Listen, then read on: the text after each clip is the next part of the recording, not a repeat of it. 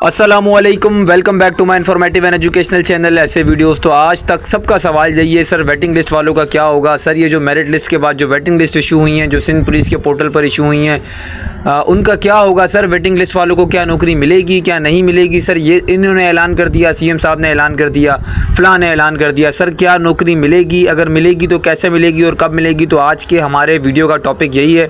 तो बिना टाइम ज़ाया किए हम वीडियो को करते हैं स्टार्ट। अस्सलामुअलैकुम, मेरा नाम है शोएब अख्तर और आप देख रहे हैं चैनल ऐसे वीडियोस।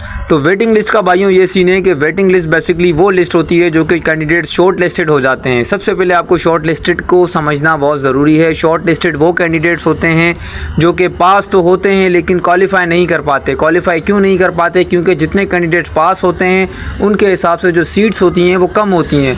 तो शुरू के जो बच्चे होते हैं जिनके हाईएस्ट मार्क्स होते हैं वो नौकरी गेन कर जाते हैं, वो क्वालिफाई कर जाते हैं, जबकि जो बच जाते हैं वो पीछे रह जाते हैं। अब ये जो लिस्ट आपकी स्क्रीन पर आपको सामने दिख रही है वो शहीद बेनज़ीराबाद रेंज की है, जिसके अंदर बहुत सारे डिस्ट्रिक्ट आते हैं। ठीक है, अच्छा इसमें अगर अब मैं टॉप ऑफ द लिस्ट देखूं तो 114 मतलब 114 नंबर लेने वाला एक बच्चा है। एक नहीं है बल्कि वो कोई 10-11 बच्चे हैं। ठीक है, तो इसका मतलब ये है कि 114 वाले रह गए। इसका मतलब ये है कि मेरिट लिस्ट जो क्लोज हुई है एसबीए रेंज की वो 115 पर हुई है। तो उम्मीद करता हूँ बात समझ आ रही होगी। अच्छा अब इनका क्या होगा, इनको नौकरी मिलेगी या नहीं मिलेगी। देखिए भाई, जगह कैसे बनती है नौकरी के लिए। आगे चलकर अगर कोई बंदा एसबीए रेंज से मेडिकल, अगला प्रोसेस है मेडिकल का, आगे चलकर कोई बंदा अगर मेडिकल में अपेयर नहीं होता या मेडिकल फेल कर जाता है तो उस सूरत में ये जो वेटिंग लिस्ट में से जो ऊपर वाले बच्चे हैं उनको लिया जाएगा। अगरचे आपका नंबर बहुत नीचे है तो आप तो तकिया और चादर लगा के सो जाएं। इसके अलावा भाई ये रास्ता निकलता है कि फॉर एग्जांपल कोई जो है ना नौकरी छोड़ देता है या फिर कोई जो है ना मेडिकल लिस्ट में फ़ेल हो जाता है मेडिकल स्क्रीनिंग टेस्ट के अंदर, या मेडिकल में अपेयर ही नहीं होता, उसके घर वाले मना करते हैं। तो उस सूरत के अंदर आप जो वेटिंग लिस्ट वाले जो बच्चे हैं उनको मौका मिलेगा, लेकिन उनमें से भी सिर्फ उनको मिलेगा जो टॉप ऑफ द रैंक्स हैं, जिनके हाईएस्ट मार्क्स हैं। ठीक है, यहाँ तक बात समझ में आ गई। ये देखें हाईएस्ट मार्क्स वाले जितने भी बंदे हैं उनको मैं थोड़ा सा हाईलाइट करके आपको दिखा दूँ। ये 114 मार्क्स लेने वाले कुल मिला के यहाँ पर 10 से 12 बच्चे हैं। उसके बाद 113 का कॉलम शुरू हो जाता है। ये देखें, ये जो बंदे हैं 114 वाले। अब आप सोचें कि अगर मेडिकल में अपेयर नहीं हुए बच्चे एक या दो हुए तो शुरू के 1-2 बंदों को नौकरी मिलेगी, बाकी सब वाकई इंतज़ार की घड़ियां जो है ना देखते रह जाएंगे। उसके अलावा आजकल न्यूज़ में चल रहा है कि भाई जो है ना एक नई सीएम साहब ने, पता नहीं किस मिनिस्टर ने ऐलान किया है कि जो है ना ये जो वेटिंग लिस्ट के कैंडिडेट्स हैं उनको भी नौकरियों में लिया जाएगा। तो भाई ऐसा तभी हो सकता है जबकि एक ऑर्डर निकले, बाकायदा ऑर्डर निकले। ऑर्डर के तहत अगरचे प्रॉपर दोबारा नए सिरे से सिंध पुलिस जॉब्स एडवर्टाइज करता है, एडवर्टाइजमेंट नए सिरे से आती है, तो भाई आप लोग भूल जाओ, क्योंकि आप लोगों में से ही बहुत सारे लोग ऐसे होंगे जो कि रीअप्लाई कर देंगे, दोबारा अप्लाई कर देंगे, तो कंपटीशन फिर बढ़ जाएगा। अगर उन नए बच्चों ने आपसे ज़्यादा मार्क्स गेन कर लिए तो दोबारा आप नीचे आ जाओगे। समझ रहे हैं बात को। तो बात कहने की ये, मैं बार बार आप लोग को यही समझा रहा था कि हाईएस्ट मार्क्स लेने की कोशिश करें, क्योंकि मेरिट लिस्ट कहाँ पर क्लोज़ होगी किसी को नहीं पता।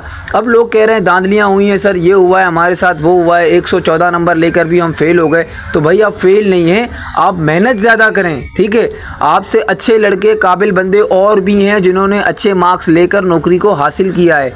लाजमी नहीं है पास होना, ठीक है ना, क्वालिफाई करना ज़रूरी है। बार बार मैं अपनी वीडियोस में यही समझाता था कि बच्चा पार्टी आप लोग अच्छे मार्क्स लेने की कोशिश करें। ये नहीं है, हर बंदा मुझसे एक ही सवाल करता था, सर इंटरव्यू के पासिंग मार्क्स कितने हैं, सर रिटन टेस्ट के पासिंग मार्क्स कितने हैं। मैं उनको ये समझाता था कि यार तुम लोग पासिंग मार्क्स को लेके क्यों पढ़े हो। सिर्फ पास नहीं होना, सिर्फ पास होना नौकरी हासिल करना नहीं है।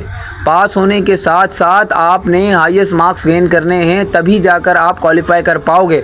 अब फिर यहाँ पर लोग आके मुझे कह रहे होते हैं, सर हर दफ़ा मैं यहाँ तक आके रह जाता हूँ। तो भाई यहाँ तक आके आप इसलिए रहते हैं क्योंकि आपकी बुनियाद कमज़ोर है।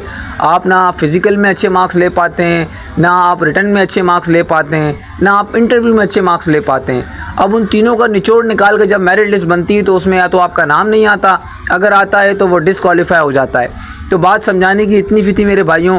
बाकी मैंने आपको सारा प्रोसेस बता दिया। उसके अलावा जितने डिस्ट्रिक्ट की मेरिट लिस्टें आई हैं, वो वेटिंग लिस्टें आई हैं, उनको मैंने तमाम प्रोसेस बता दिया। बाकी जिनकी नहीं आई है इसका मतलब ये है कि वहाँ पर ऐसा कोई बंदा नहीं है जो कि डिसक्वालीफाई कर रहा हो।